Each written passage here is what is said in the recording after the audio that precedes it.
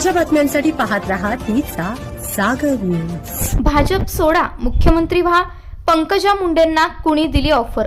महाराष्ट्राच्या राजकारणात उलथापालथ होणार।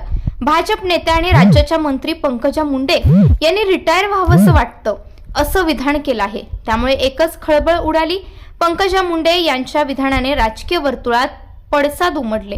काँग्रेस तर पंकजा मुंडे यांना भाजप सोडून काँग्रेसमध्ये येण्याचे आणि मुख्यमंत्री होण्याची ऑफर दिली आहे।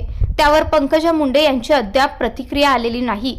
मात्र काँग्रेसने राजकीय वर्तुळात उलथापालथ करणारं विधान केल्याने या ऑफरची चर्चा रंगली।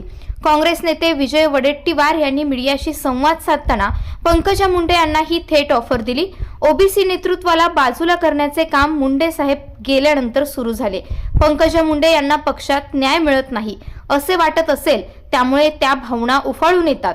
पंकजा मुंडे यांना आमची विनंती राहील की तुम्ही भाजपमधून बाहेर पडून बिनधास्त नेतृत्व करा आणि महाराष्ट्रातील पहिल्या महिला मुख्यमंत्री व्हा। यासाठी आम्ही तुम्हाला साथ देऊ।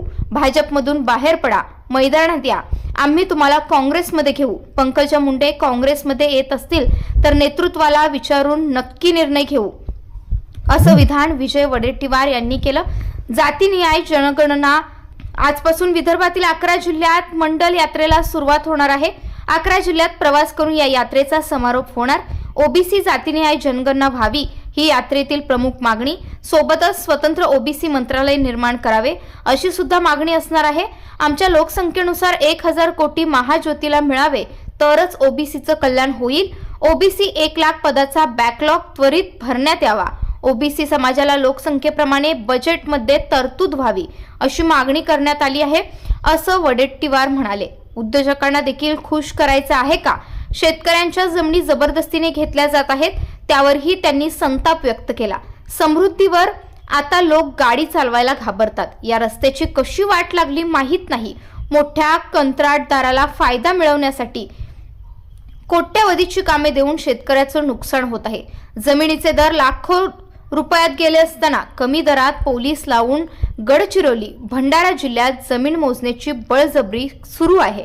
ही सगळी हाव सरकारला टक्केवारी वसूल करण्यासाठी आहे की उद्योजकांना खुश करण्यासाठी, असा संताप त्यांनी व्यक्त केला। म्हणूनच तसे बॅनर लागले। छगन भुजबळ यांना नाशिकचे पालकमंत्री बनवा अशी मागणी करणारे बॅनर्स नाशिकमध्ये लागले आहेत। त्यावरही त्यांनी प्रतिक्रिया व्यक्त केली।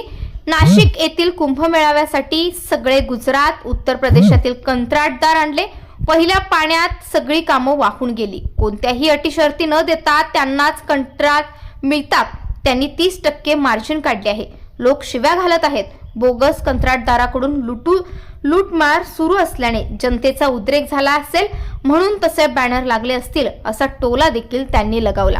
अशाच राजकीय घडामोडी जाणून घेण्यासाठी पाहत रहा तिचा जागर न्यूज।